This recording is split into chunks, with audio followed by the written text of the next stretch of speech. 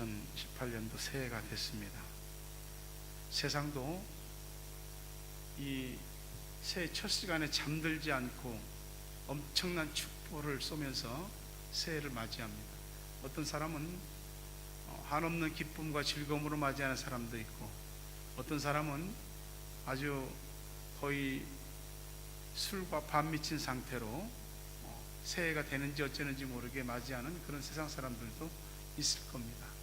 그러나 하나님 앞에 예배로 첫날을 밝히시는 여러분들 위해 야곱이 야복강의 기도를 마치고 떠오르는 태양을 맞이했던 것처럼 오늘 이 시간이 여러분들에게 분이엘의 축복 시간 되기를 주의 이름으로 축원합니다. 분이엘, 하나님의 얼굴이라는 뜻입니다. 밤새도록 하나님 앞에 기도 끝난 다음에 떠오르는 태양을 본 거죠. 내가 하나님을 뵙고도 죽지 않았다 하는 기쁨이 있고, 하나님의 얼굴이 나를 향하고 있다는 것에 대한 이 확신과 그로 인한 인생의 안도감이 있는 겁니다. 오늘 새해 첫날을 하나님 앞에 모여서 예배를 드린 여러분들에게 그 얼굴을 여러분들에게로 향하여 주시는 하나님의 은총과 축복이 있게 되길 주의 이름으로 축원합니다.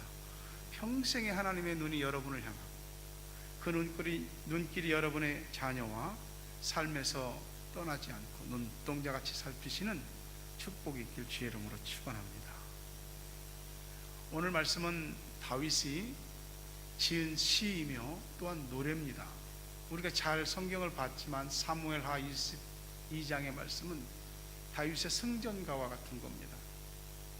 이제 자신의 인생에 그래도 외형적으로 임했던 모든 억압과 고통과 죽음에 대한 이런 모든 순간순간들이 다 지난 겁니다. 승전하고 하나님께 바치는 노래. 여러분도 올 한 해에 하나님의 은혜로 모든 삶에 승전하시고 원수의 손에서 구원받고 하나님께 영광 돌리는 승전의 노래를 부르는 한 해가 되시길 주의 이름으로 축원합니다. 다윗이 자신의 인생 신앙 고백을 오늘 얘기하는데 하나님을 은유의 상징적인 표현으로 말합니다. 하나님은 어떤 분이냐? 나의 반석이요 요새요 나를 건지시는 분이요 내 피할 바위요 나의 방패요 구원의 뿌리요 높은 망대요 나의 피난처요 나의 구원자라고 말합니다. 여러분, 이 모든 것들이 이 시편의 아름다운 문구가 아니라 다윗이 경험했던 하나님에 대한 신앙 고백입니다. 우리가 신앙생활하면서 우리의 신앙이 언제 가장 생생하고 살아있냐면은 하나님을 경험했을 때, 진짜 성경에서 하나님이 이런 하나님이라고 하더니 진짜 그렇구나. 하나님이 나의 반석이라고 하는 게 무슨 뜻인지 알겠어.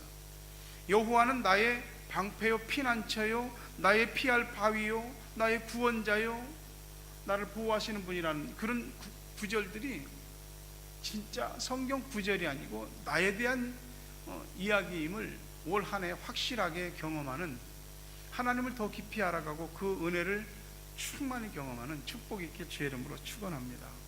이스라엘 역사 속에서 다윗만큼 인정받는 위대한 인물은 없어요. 오늘까지도 다윗은 이스라엘 백성들에게 가장 존경받고 가장 높임을 받는 사람입니다. 하지만 다윗의 삶을 여러분 보면은 그런 참 고귀하고 희열이 벅찬 그런 아름다운 삶만 있는 게 아닙니다. 너무 힘든 시간들이 많았습니다. 굉장히 비참했거든요. 인생에 굉장히 많은 시간을 도망자로 살았고요. 어떤 때는 도망가다가 원수의 나라인 블레셋으로 망명하기도 했습니다. 정치적으로 죽을 뻔한 게 한두 번이 아닙니다. 숱한 고생을 말도 없이 했고, 그가 겪은 이런 삶들을 우리가 겪는다고 한다면 글쎄 이겨낼 수 있을까 싶을 정도지요. 그는 살면서 쫓겨다닐 때 어떤 큰 바위 뒤에 숨었습니다. 그런데 사울이 자기를 못 발견하고 지나가는 거죠. 그때 그 바위는 그냥 자연 속에 있는 바위가 아니고 사울이 자기를 발견하지 못하게 한 바로 반석이신 하나님이라고 고백하는 거죠. 여러분, 우리 삶에서 우리가 만나는 사람들, 우리가 처한 어떤 환경들, 그 속에서 내가 피했다, 어려움이 넘어갔다, 그건 그냥 어떤 사람이 아니고 어떤 환경이 아닙니다.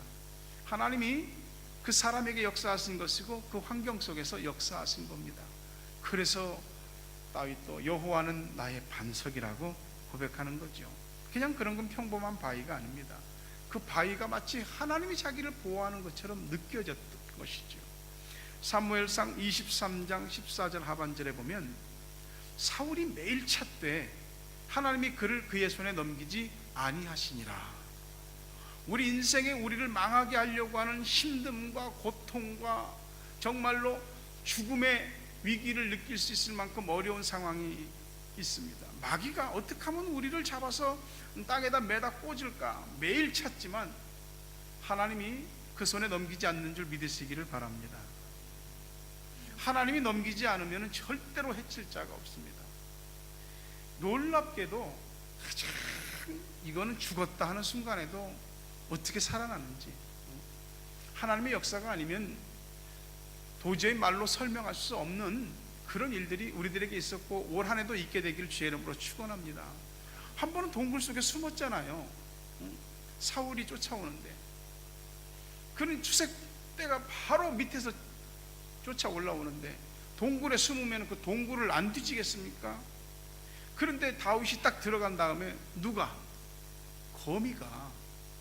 거미가 무슨 생각이 있어서 다윗이 들어가니까 어서 오세요 하고 들어온 다음에 거미줄을 치겠냐고요. 아마 전 세계에서 제일 빨리 거미줄을 친 거미가 바로 그 거미입니다. 수색분이 올라오다가 거미줄이 멀쩡하게 있잖아요. 여기는 안 들어갔겠구나. 하나님께서는 우리가 생각할 때 다 이해할 수 없는, 설명할 수 없는 기이한 방법으로 우리를 구원하시는 줄 믿으시기를 바랍니다. 하나님이 너는 내 거야, 내가 너를 보호하고 내가 너를 지키고 내가 너의 반석이고 내가 너의 방패고 내가 너의 산성이다. 아무도 우리를 집어갈 수가 없습니다. 하나님께서 우리에게서 눈을 떼지 않고 손을 거두지 않는 이상 날마다 죽음 같은 삶이 우리를 엄습한다 할지라도 하나님이 넘겨주시지 않을 줄을 믿습니다. 신앙이 머릿속 관념이 아닌 정말 생생한 자신의 삶의 체험이 돼야만이 견고해집니다. 맨날 성경을 우리가 읽고 많은 신앙적인 얘기를 들어도 내가 하나님을 경험하지 않으면 말로 설명이 다 안 돼요.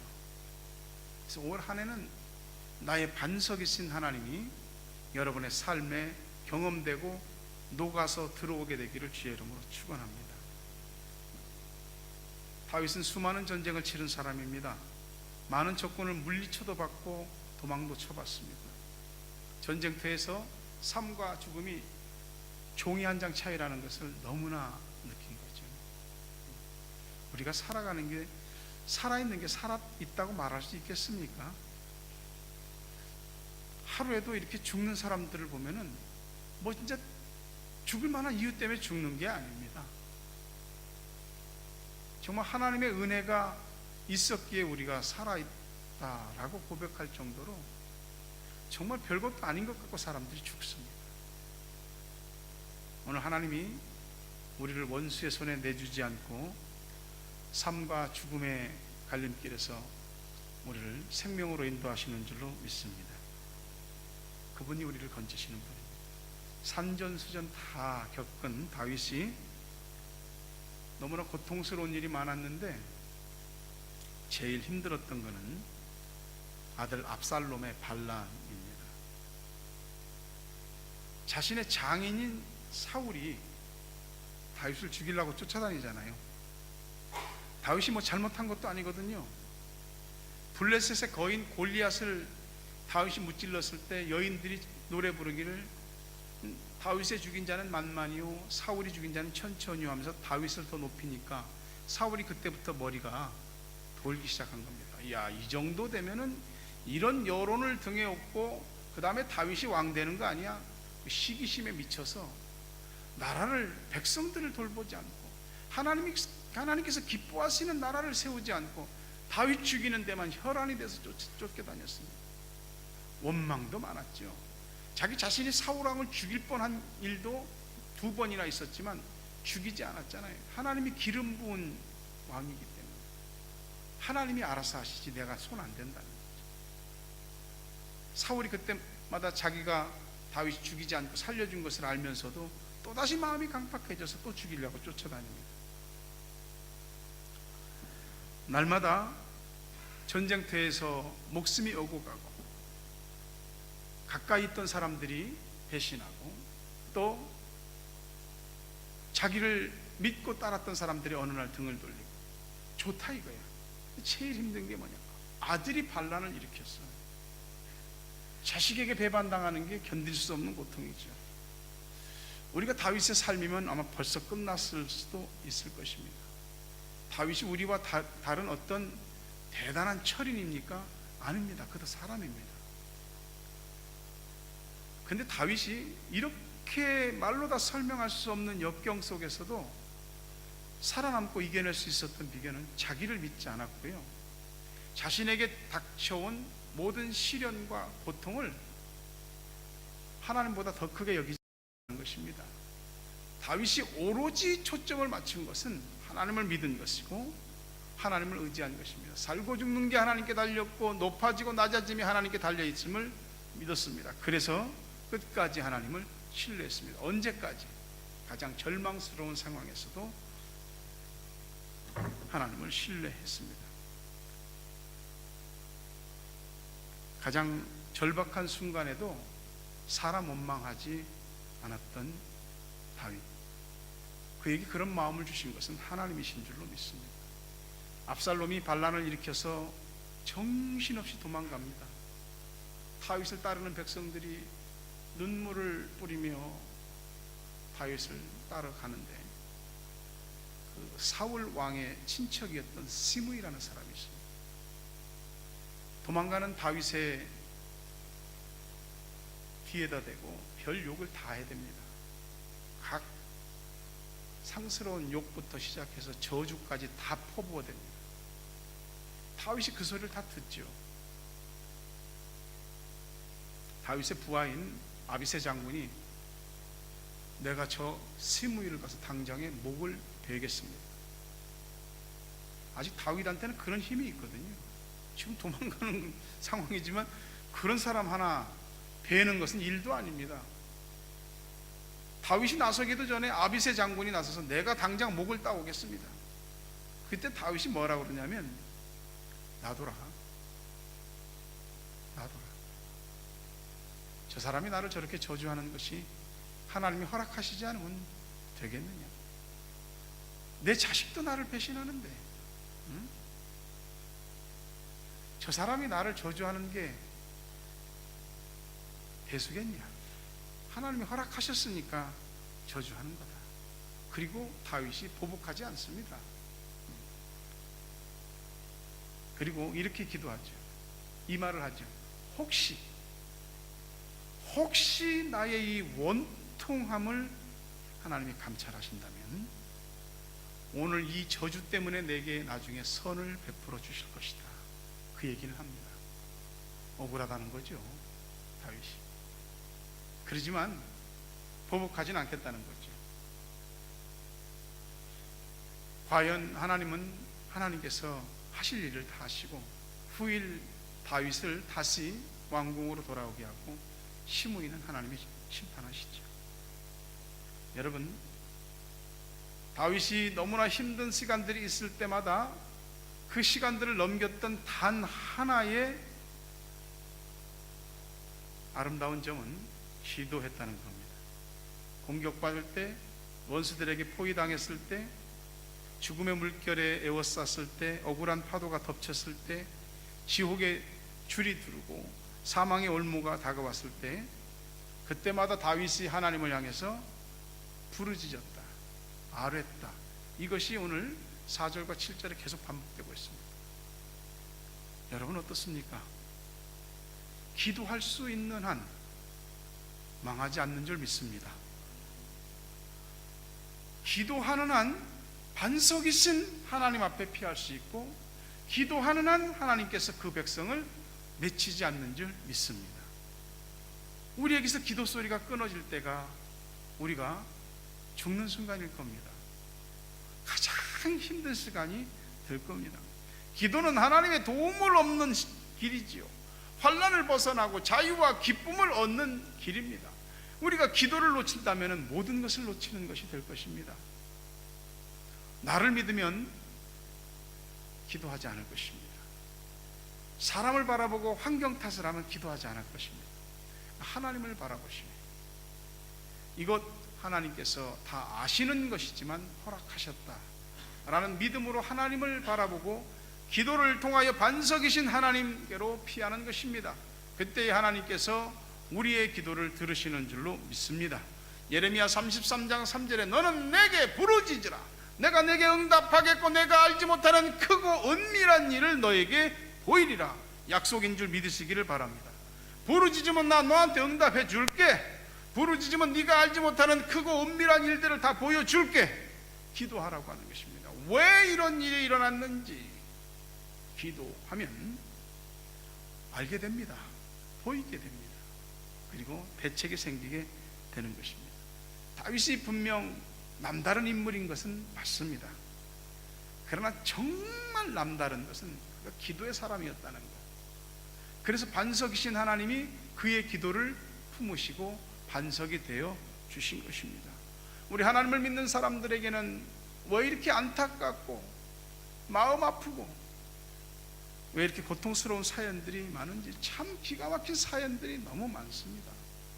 근데 하나님이 그 중에 함께 하시는 줄로 믿습니다. 레나 마리아라고 하는 분을 아시죠? 발로 쓴 내 인생의 악보라는 책으로 우리나라에 나왔습니다. 1968년 스웨덴에서 태어났는데 두 팔이 없고 발 한쪽이 짧아서 태어났을 때 너무 이렇게 정상적이지 않게 태어나서 의사들조차도 부모한테 아마 키우기 힘들 것 같습니다. 정부 시설에 보내는 것이 좋을 것 같습니다. 근데 부모가 뭐라 그랬냐면은 우린 이 아이를 보통 아이들처럼 키울 겁니다. 하나님께서 주시는 은혜와 힘과 사랑으로 이 아이를 키울 겁니다. 그리고 레나 마리아를 보살폈습니다. 학교 입학할 때에 이 아이가 이런 장애가 있습니다 하고 학교에 입학 허가서를 기다리는데 학교는 아무 문제 없습니다 하고 레나 마리아의 취학 통지서를 보내고 학교 공부하게 하고, 그 이후로 전 세계를 돌아다니면서 그리스도의 복음을 증거하고 살아계신 하나님의 역사를 간증하는 이 참 위대한 복음송 가수가 됩니다. 이런 여인이 자식을 낳을 수 있을까요? 결혼할 수 있을까요? 장애인이었지만 세계 장애인 수영 선수권 대회에서 금메달을 4개나 땄고, 또 대학 졸업 후에는 복음 가수로 전 세계를 다니며 찬양했고, 1995년 비올라, 바이올린 비슷한 악기입니다. 비올라 연주자인 비온 클링벨과 결혼해서 스웨덴에서 행복하게 살고 있습니다. 레나 마리아의 반석은 하나님이셨어요. 기가 막히고 구구절절한 사연들이 하나님 백성들에게 있을 수 있습니다.